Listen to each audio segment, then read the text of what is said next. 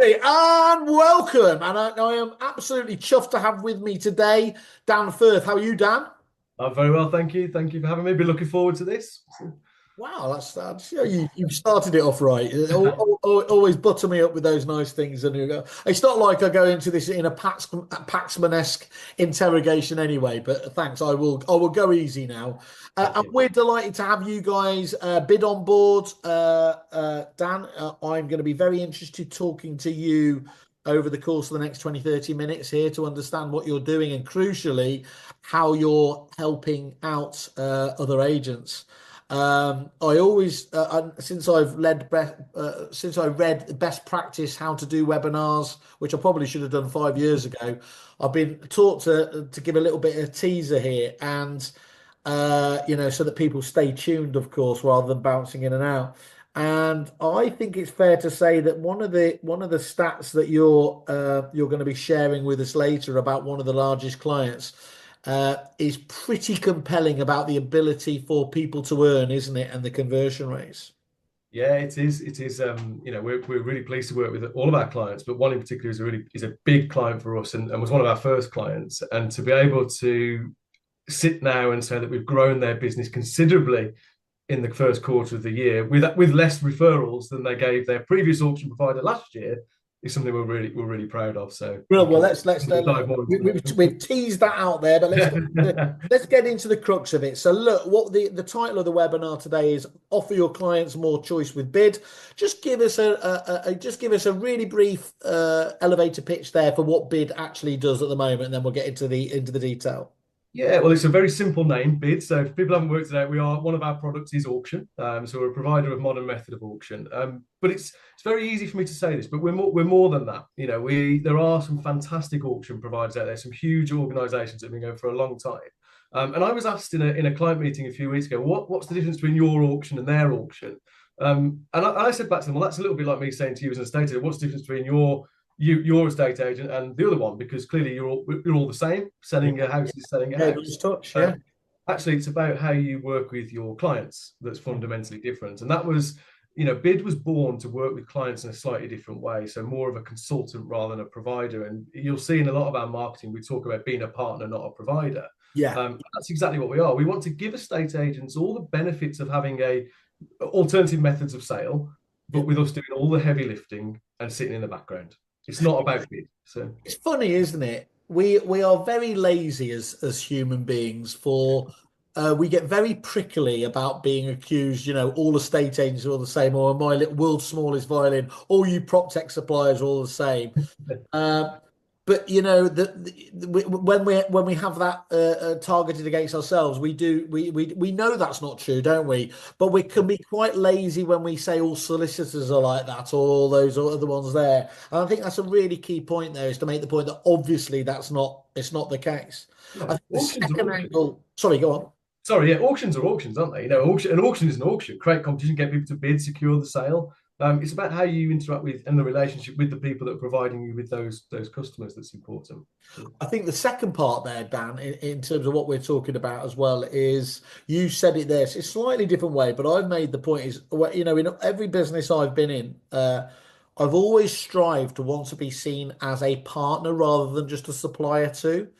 Yeah, And I think I've actually it's a shame I couldn't do it for today, but we know what it's going to be overwhelmingly biased the other way is there's very few actual suppliers that actually make agents money and are revenue creators for them, aren't they there? Most yeah. of them are a cost, and of course, many of those will be able to prove ROI in terms of other areas.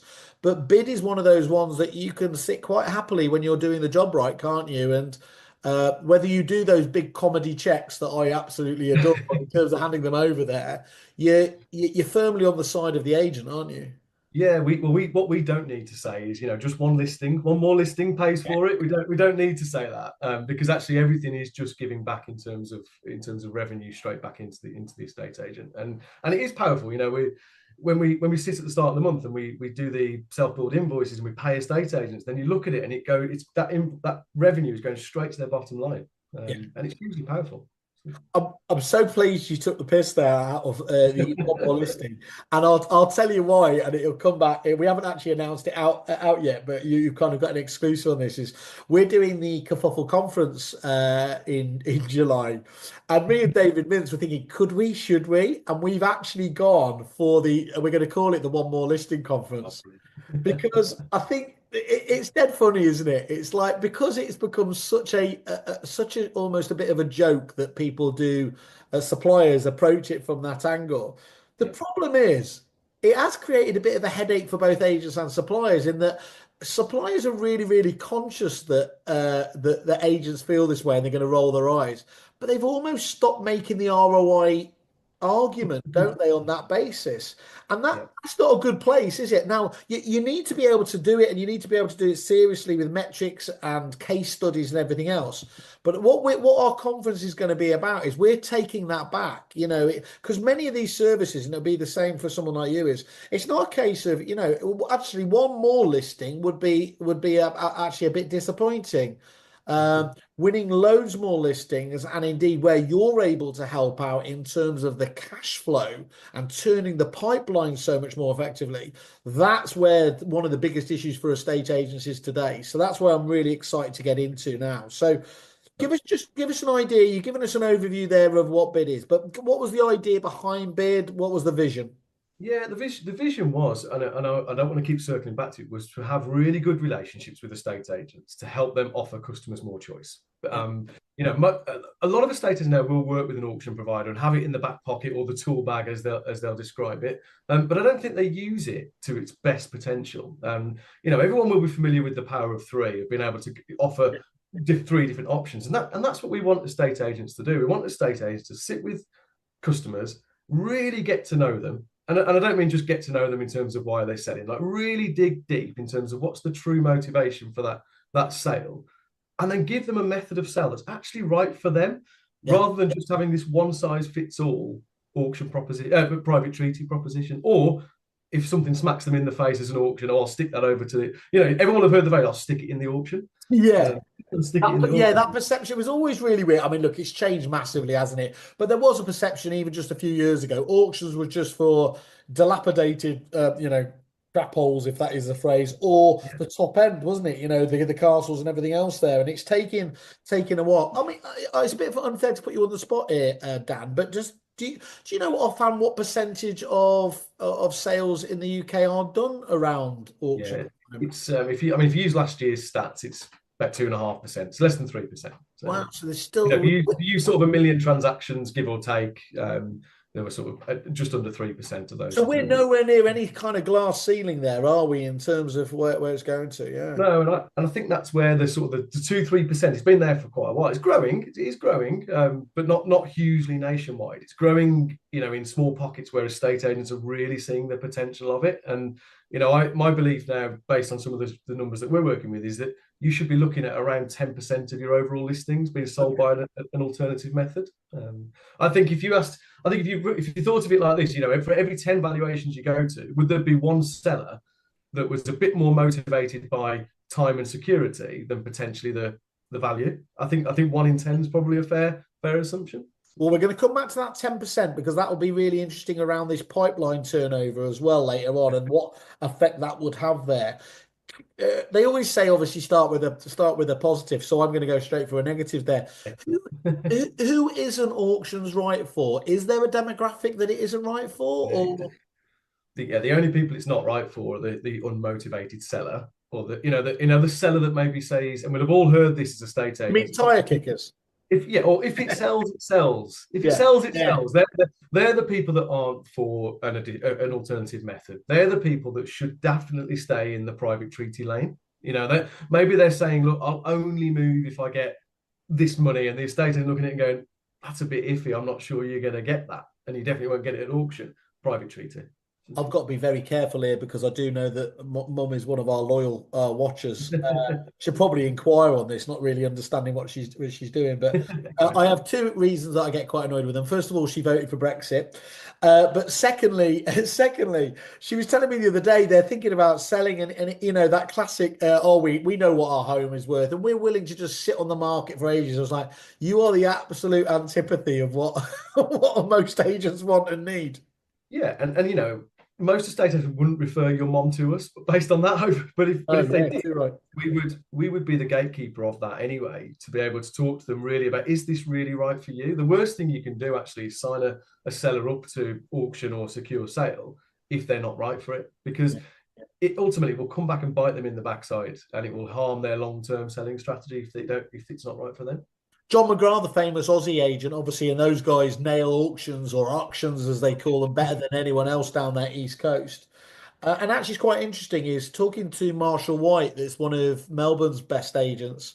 I had a long chat with the one of the founders there, and he made the point that look, you guys think we've always done this, and actually, he made the point that it literally took years and years of educating the public as to why auctions was right for the right demographic, and now clearly that's the mainstay of of the way that they do business. I think it's a really interesting angle, but I was just going to come back to it.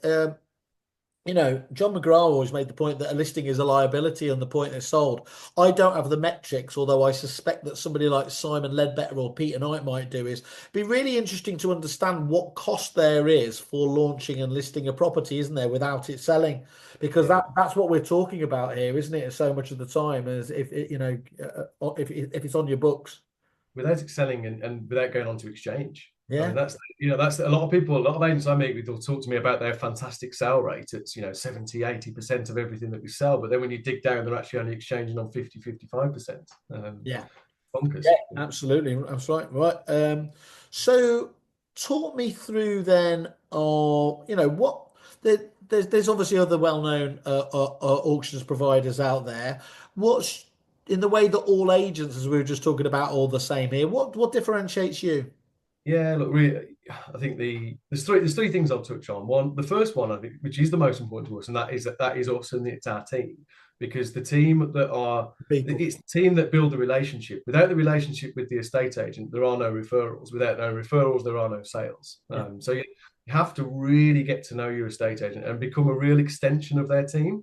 Yeah. Some of the really big ones are great auction providers, but they're so big, it's impossible for them to do what someone like us could do, because we're a little bit smaller, a bit more intimate. We're You a can be little bit more. agile. You can be more empathetic and more flexible. That's your approach. Yeah. Flexibility was one of the other points, and we want this to be the estate agent's product, not ours. I touched on it earlier on. So it should. So if Kerfuffle was an estate agent, it would be Kerfuffle Auctions powered by Bid. I mean, we've still a bit of the powered by from Adam Day and EXP, but quite like it, so we'll roll with it. Yeah. It's worked for them, so why would it not work for us?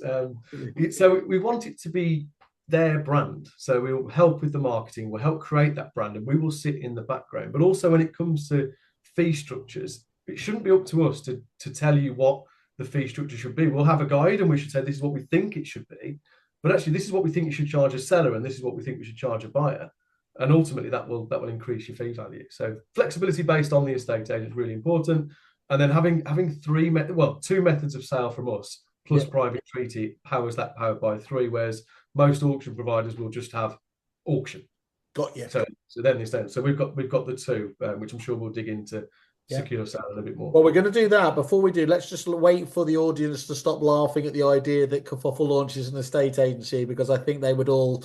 There's a reality TV show that I think they would love. It'd be a week before my first GDPR flagrant thing, and then AML the week after. But Yeah. anyway. Well, we could do your auctions. We could power your auctions. There you go. There you go. First client off this webinar.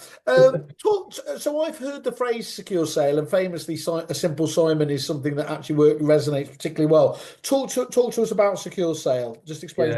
Yeah. So I know some auction providers will call their auction secure sale, so we'll try and differentiate between the two. So we have a modern method of auction, which typically is 56-day completion. Buyer pays a a non-refundable reservation fee. And so there's a financial commitment from the buyer and a fixed timescale, which is really quick. At the other end of the spectrum, you've got private treaty, which is no commitment, huge timescales. We're talking about Yeah. 6 months or whatever to move house. When Bidge was launched, we saw this big gap in the middle where there were customers that sort of fell in the middle here because, and what I mean by that is they like the idea of the security and the fixed timescale. So they know their buyer's committed, they know they're going to move on a certain or buy a certain date, but actually 56 days was too quick for them. Yeah. So all they were really left with then was private treaty, which probably wasn't the best method of them because actually they wanted or sought that out, that extra security. So secure sale in its simplest form sits in the middle. It takes the best bits from auction. So buyer still pays a non-refundable reservation fee, so they're committed. And then we have a timescale that we agree between the buyer and seller. So we at the point of an offer negotiation, we'll say, what's it need to be? Typically, we're putting that into the contract at 90 days rather than 56. So it's slower than auction, but faster than private treaty, but with security. It's your Goldilocks zone, isn't it? That's how you should have pitched it to me. I'd have got that straight away. Got it, yeah. Goldilocks. Everything for me is around fantasy and everything else. No, okay, that does resonate there. So you're getting the best of both worlds essentially. You're getting the security. It's still not suitable for everybody. Still, because that, you said at the start, you're still looking for a motivated seller because you're still asking buyer and seller to sign a reservation agreement and commit to that timescale. So there's still got to be an element of commitment. But we're seeing sellers like probate where they haven't had probate granted.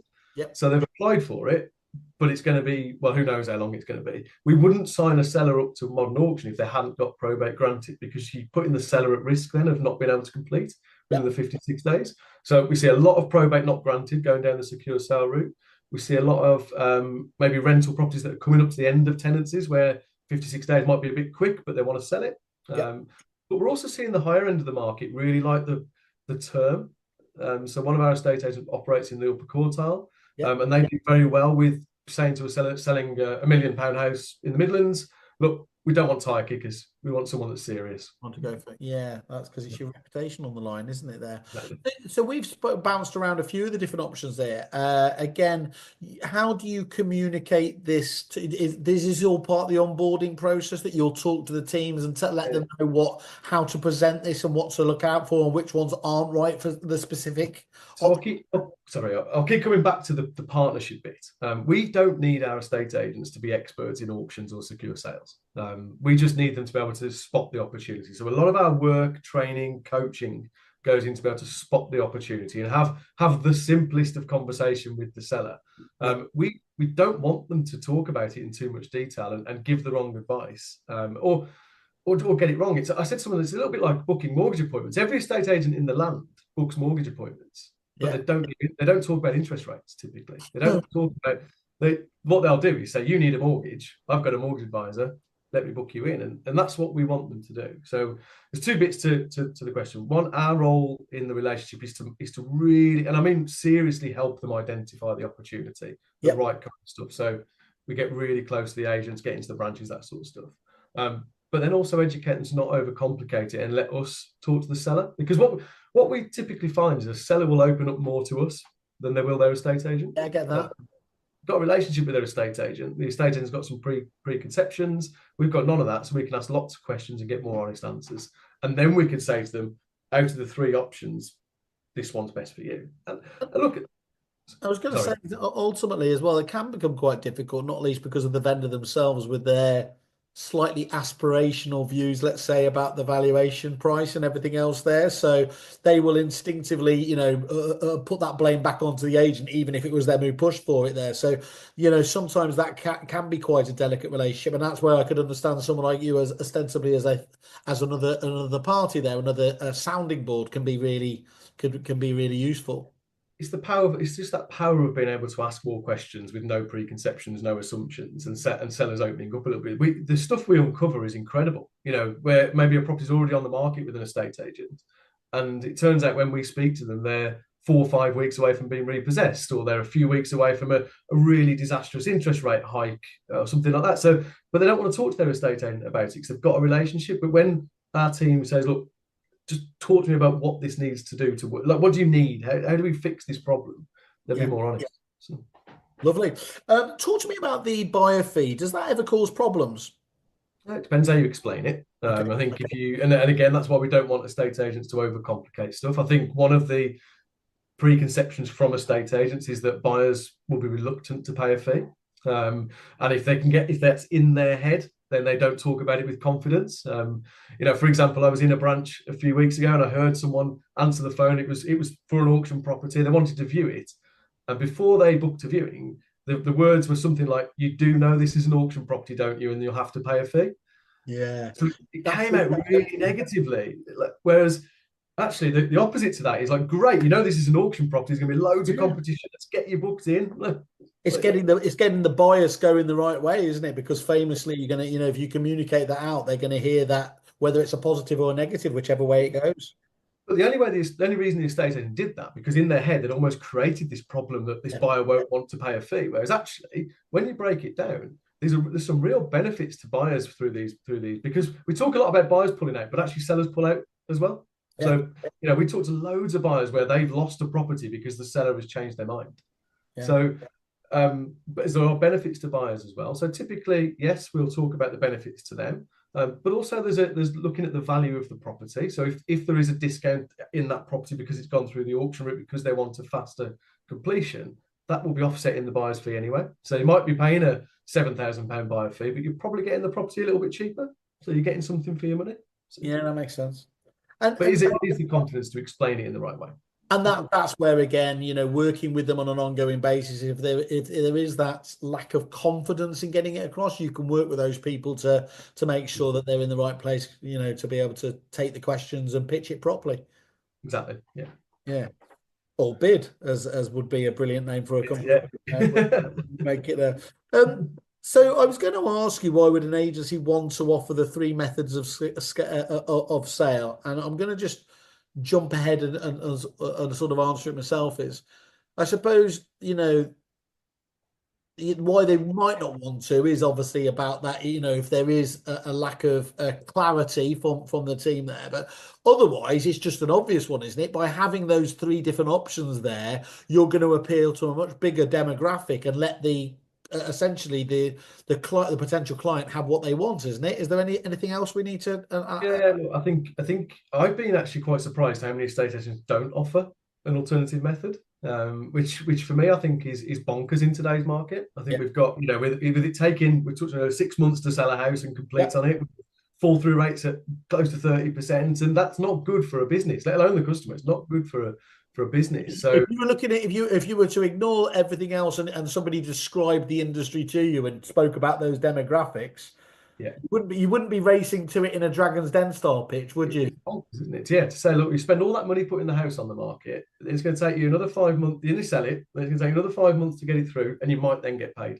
It's Yeah. bonkers like that. So, but that's where we are. So, for us, when we talk to an estate agent about why they should use us, first we always talk about the customer. So we always talk about making sure that you're giving the customer the choice of methods of sale. And actually, I do wholeheartedly believe that if you only offer one, or maybe even two, then you're probably not doing your what I believe is your job as the estate agent, and that's to give them the very best solution to their problem. So Yeah. first of all, it's being able to give the estate agent the tools to offer choice, increasing the fee value. Everybody's talking in the industry about we should raise fees. We Yeah, should raise our all the standards. best agents are going down that route at the moment, aren't they? Yeah, and so they should, but that's a whole other webinar. So, but what auctions or secure sales will allow you to do is charge more, because there is an ability to earn from the buyer fee, and you get paid that on sale, and then there is an ability to earn from the seller as well. So you're ultimately getting paid. So your average fee will start to creep up, and then the speed of getting paid is so important, especially smaller estate agents. And we talk about self-employed estate agents a lot at the moment. Well, if you're a self-employed estate agent, cash flow is so important. So you put an auction property on today, in 1st of April, it sells, you're getting paid in the month. So An increasing number of agents, even some really good ones, are getting into quite a difficult position just because of that cash flow dynamic, aren't they? I can't remember which conference at, but I was listening to Gareth Samples, obviously a property franchise group, and he was making that point with all this new technology and everything else that were out there. Back in the day where you'd be looking to turn your pipeline 3 or 4 times, you're lucky to do it twice. I mean, it's staggering, isn't it, really? I looked on 20EA this morning actually just to have a look at the quarter and where we're going, and you know, 192 days from start to finish as an average, which is bonkers. 100 and 120 odd of those days after the sale's been agreed. It's Yeah, nuts. you can turning it around. That's incredible, isn't it? Really. I Yeah, think just going back to what you said there, though, as well, is we spoke about at the beginning. Everyone's striving to be different, to look at USPs and everything else there, rather than be just like everybody else down that high street that's just doing one method of sale there. To be able to give them those options is one very clear delineator, isn't there, in terms of the service? yeah, I think so. I think if a customer has three estate agents out, and one of the three really spends a bit more time getting to know them, asking some real questions to find the motivation, and then talks to them about different options. And it doesn't matter which option they take then, because they've done something different. They have So done something I think it's different. so important. So. So this is that moment where, it's like, as people always say to me, don't tell me you're funny, make me laugh. What has Bid achieved so far? I know obviously it's relatively early days and everything else, but I mean, we were talking off camera. There was some quite impressive feedback from early clients. Yeah, well, look, we are still young. Bid launched in June last year, so we're not quite one yet. So we'll have a big party when we're one. But it's gone well. We're growing steadily. But there's the stuff that we're most proud of is the results with the clients that we've got. One sticks out in particular, which is a big multi-estate agent, a multi-branch Yeah, independent in the Midlands, so 15 branches. Started working with them from day one. So from June we started working with them. Last 7 months of the year they saw a 35% year-on-year uplift in sales agreed across 7 months, and that was, with Bid being a cold start with no stock. yeah. So that was something we're really happy with. But we've just finished the calendar quarter one, and we've received less referrals than they gave their previous auction provider last quarter one, Yeah. but actually sales are up by 54%. Um, Wow. and that's incredible. Percentages are great, but actually we start putting that into monetary value. They're receiving close to £3,000 a sale, on the sale being agreed. If you times that by the amount of it's an incredible uplift, What a um, positive story that that is. Yeah. will set them up now for the second quarter and the third quarter. So And I guess when you're dealing with businesses like that, that can only, double down on the positive. Like you can get into a negative spiral, but this is or a vicious cycle. This is a virtuous cycle, isn't it? Where they're going to be looking around those other branches and other individuals and asking the question, why can't we be doing more here? Because we can see what the benefits of this service are from dealing with Bid. yeah, and I mentioned the 10% sort of rule earlier on instructions, and that business sits at about 10% of their instructions using one of our methods of sale. And it's just, yeah, it's been a real success. But I think, people hear me say a lot, nothing happens by chance. And I think what's really important is we know where that success has come from, and we know we have a very clear blueprint of working with an estate agent on how to generate opportunities, train and coach staff, and create positive and negative accountability with the business. So we know why that's like that. So anyone we sit and work with now, we can say, look, this is what we do, and these are the results that it will fruit. Yeah, and just to summarize then, really, so auctions, as we've highlighted, used to be a bit of a touchy subject, but your thoughts are really these days is it largely that's in the past? I actually don't think it is. I still think there is still. I still think the word auction is a dirty word. In this country, it's still. I think there are still a lot of people that see it as homes under the hammer style auction. Yep. I don't think they're seeing the other side of it, and I don't think they're looking at the problems with private treaty and thinking actually Yeah. this could really help our business and help our customers. So I think as an industry in this country, we've got so much more room to grow with conditional methods of sale. That won't just be through Bid, that will be through everybody. It's a huge opportunity, but it will start with education. That's all we ask agents to do is just talk to us and let's just have a chat. Let's have a look at your business and see whether it works for you. Well, as the professor of prop tech, I'm all about education, so obviously that works. Lots of people look to me for learnings, obviously there. Yeah. So I'll tell you one thing that we always ask you, to give us a couple of stats and everything else there. But one of the ones you provided us with here, that one that properties that sell within 25 days have a 94% chance of completing, compared to just 56% if they sell after 100 days. Mm, That's yeah. that's it's powerful, isn't it? Yeah, I think we probably borrowed that from our friend Simon Gates, but it's an incredible stat, and Me and that's where Simon are like that. We're the two Simons. It's fine. yeah. we that's where we try and educate our sellers to look. Don't A lot of people will look at an auction, for example, as a plan B. Let's Yeah, try private treaty first. If it doesn't work, we'll flip it to auction. Now it is a great plan B, but yeah. actually it's even better if it's plan A. You're missing a trick, aren't you? If you haven't given Look, it. you can use those stats. It's fresh Yeah. to the market. You've got a better chance of it selling. You've got a better chance of maximizing the value as well if Spotting you do fall throughs it. as we're talking about, and all of that good stuff there. Yeah. Exactly. I'm just going to ask you now to summarise the deal you've been kind enough to offer for our members, Yeah. Dan. So this is, I mean, this is an absolutely fantastic one because this absolutely gets to the crux, obviously, of helping people turn around. Do you want to just summarise it for us in terms of the? Yeah, I think there's two parts of it. One, we want to just have a chat. We want to do a consultation with people. So we just want people to jump on the phone with me, have or come and see you, or jump on a webinar, whatever. Let's do the consultation bit of what are you doing at the moment with your sales. And just on that, Dan, we'll put your Calendly link in as well on the stuff we're sharing out, so they can book straight in to have a chat with you. Great, yeah, and that's all West first. Let's do that consultation, but then we're happy to incentivize with high street vouchers and things like that for Kerfuffle members on instruction. Yeah. Which and people might say it's a bit bonkers to pay on instruction. I did ask you that, but to start off with, but you know what I loved about it, you came straight back. Is you're so confident of the proposition that actually this is going to deliver. So that says a lot about it in itself that you're willing to do that because There's it two wouldn't parts. make commercial sense, would it, to offer that if you didn't know it was going to work? And look, the way our business model is set up, for that, for example, we pay out on the incentive to an estate agent. We also order legal packs at no cost to anybody up front. So there is always an investment from bid in Yeah, every instruction that we bring to market. So we have to be confident that we're going to sell it. But also the bigger part of that, the more important part of that is we are the gatekeeper to that seller. So yeah, we are the people that are saying to that seller, yes, this is right for you. Or actually, a lot of the time, Simon, this isn't right for you. yeah. This isn't the method of sale for you because we wouldn't be doing you justice if we put you down one of these routes if it wasn't right for you. So whilst we're confident, absolutely confident we'll deliver and we'll sell it, we'll get the sale through to complete. We also know that we're only going to do it if we believe that seller is right for the method. Yeah. Well, look, doing my Donald Trump, I'll call it the Whaley weave, where we weave back. You know, we're talking about that listing is a liability. What's fantastic about this is you're then moving the liability and the risk from the agent largely across to yourselves, isn't it? There, I mean, I think that's such a powerful thing to what you're able to say. For the right customer, it's a fantastic way to sell your home. For Yeah. the wrong customer, it's a terrible way to sell your home. So you just have to be really clear on what the right kind of customer is. And it's, you'll have heard me talk about the right customer, not the right property. Yeah.